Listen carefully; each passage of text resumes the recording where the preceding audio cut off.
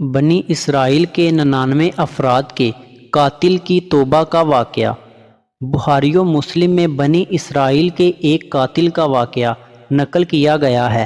حضور اکرم صلی اللہ علیہ وآلہ وسلم نے اللہ کے ہاں توبہ کی قبولیت سے متعلق صحابہ کرام کے سامنے بنی اسرائیل کے ایک قاتل کا نہایت خوبصورت اور ایمان افروز واقعہ بیان فرمایا کہ بنی اسرائیل میں ایک شخص چوری، ڈکیتی اور قتل میں بہت مشہور تھا اور نہایت معمولی سی بات پر قتل کر دیتا تھا۔ ہوتے ہوتے اس کے ہاتھ سے 99 افراد کا قتل ہو چکا۔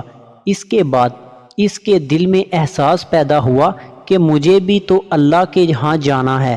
چنانچہ یہ فکر بڑھتا رہا اور لوگوں سے معلومات کرتے ہوئے سرگرداں پھرنے لگا کہ کیا میری توبہ قبول ہو سکتی ہے یا نہیں۔ کسی عالم شخص سے ملاقات کی فکر ہوئی کہ معلوم کیا جائے کہ ایسے شخص کی توبہ قبول ہو سکتی ہے یا نہیں۔ اسی حوالے سے لوگوں نے ایک عابد شخص کے پاس جانے کا مشورہ دیا۔ اس شخص نے اس کے پاس جا کر مسئلہ معلوم کیا، کیا میری توبہ قبول ہو سکتی ہے اور کیا میری مغفرت ہو سکتی ہے جبکہ میں نے 99 انسانوں کی جان ماری ہے؟ تو اس عابد شخص کو اس مسئلے کے بارے میں زیادہ معلوم نہیں تھا، تو اس نے اپنی عقل سے قیاس آرائی کی کہ جو آدمی 99 انسانوں کی جان مار سکتا ہے، اس کو مغفرت کہاں سے ہوگی؟ چنانچہ اس نے کہہ دیا کہ تیری توبہ قبول نہیں ہوگی۔ تو اس شخص نے غصے اور جلال میں آ کر اس کو بھی قتل کر کے 100 کا حصہ مکمل کر دیا کہ جب میری توبہ قبول نہیں ہونی تو تجھے بھی ختم کر کے 100 پورے کر دیتا ہوں۔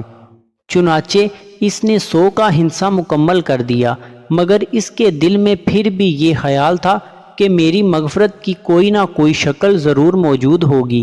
اس لیے اس نے لوگوں سے پھر معلومات کا سلسلہ جاری کر دیا کہ روئے زمین میں سب سے بڑا عالم کون ہے، وہی میرے مسئلے کا حل بتا سکتا ہے۔ آخر لوگوں نے اس کو بتلایا کہ فلاں جگہ ایک عالم رہتا ہے، اس سے جا کے معلوم کرو۔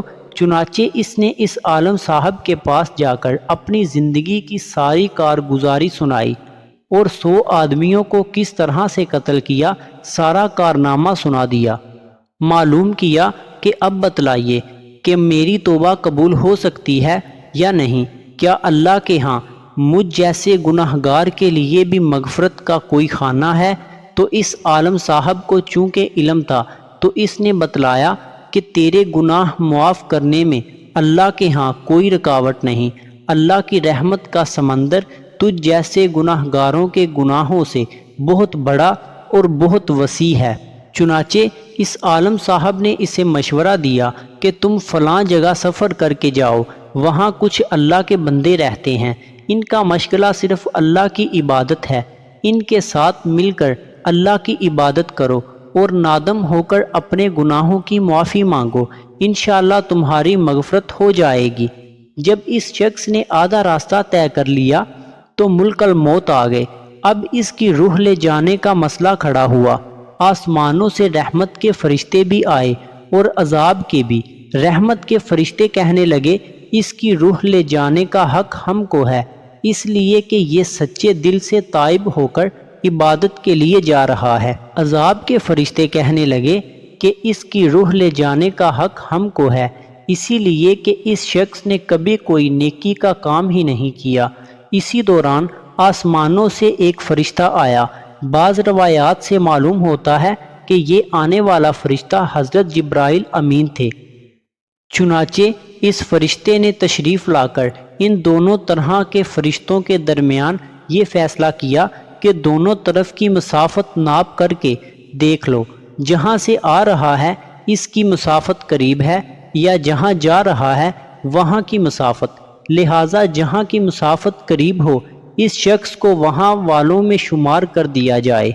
چنانچہ دونوں طرف کی زمین ناپ کر دیکھی گئی تو جہاں جا رہا تھا وہاں کی مسافت جہاں سے آ رہا تھا اس کے مقابلے میں صرف 1 بالشت قریب ہے۔ چنانچہ فیصلہ ہوا کہ مقامی مسیحت سے مقام عبادت صرف 1 بالشت قریب ہے، اسی لیے رحمت کے فرشتوں کو اس کو لے جانے کا حق حاصل ہوا۔ چنانچہ اللہ تعالیٰ کی طرف سے اس کی مغفرت کا اعلان ہو گیا۔ ایک روایت میں آتا ہے کہ قتادہ رضی اللہ تعالیٰ عنہ فرماتے ہیں کہ حسن رضی اللہ تعالیٰ عنہ نے فرمایا کہ ہم سے یہ ذکر کیا گیا ہے کہ اس شخص کے پاس جب ملک الموت آیا تو وہ شخص سینے کے بل اس سرزمین کی طرف گھسیٹتا چلا گیا۔ حدیث قدسی میں آتا ہے کہ میں اپنے بندے کے ساتھ اس کے گمان کے مطابق ہوتا ہوں اور وہ جہاں بھی یاد کرے میں اس کے ساتھ ہوں۔ باخدا اللہ تعالیٰ اپنے بندے کی توبہ سے اس سے زیادہ خوش ہوتا ہے جتنی خوشی تم میں سے کسی ایسے شخص کو ہوتی ہے جس کا جانور بیابان میں گم ہو کر پھر اسے مل جائے۔ اور جو شخص ایک بالشت میری طرف آتا ہے میں ایک ہاتھ اس کی طرف ہو جاتا ہوں، اور جو شخص ایک ہاتھ میری طرف آتا ہے میں اس کے ایک با یعنی پھیلائے ہوئے دونوں ہاتھوں کے درمیان کی مسافت کے قریب ہو جاتا ہوں، اور جب وہ میری طرف چل کر آتا ہے تو میں اس کی طرف دوڑ کر آتا ہوں۔ انسان جب بھی سچے دل کے ساتھ توبہ کرے گا تو اللہ تعالیٰ ضرور قبول فرمائے گا۔ انشاءاللہ یہ واقعہ خصوصاً ان حضرات کے لیے حوصلہ افزائی اور معاونت کا سبب ہے جو کہ بڑے بڑے گناہ کر کے اب مایوسی کی زندگی گزار رہے ہیں، کیونکہ شیطان انہیں مایوس کرتا ہے۔ بہرحال گناہ گار کو شیطان کی باتوں میں آ کر مایوس نہیں ہونا چاہیے، بلکہ اللہ کی رحمت سے اچھی امید رکھ کر سچی توبہ کے ذریعے اپنے آپ کو پاک و صاف کر لینا چاہیے۔ اللہ تعالی ہم سب کو عمل کرنے کی توفیق عطا فرمائے، آمین۔ ملتے ہیں اگلی ویڈیو میں، تب تک کے لیے اللہ حافظ۔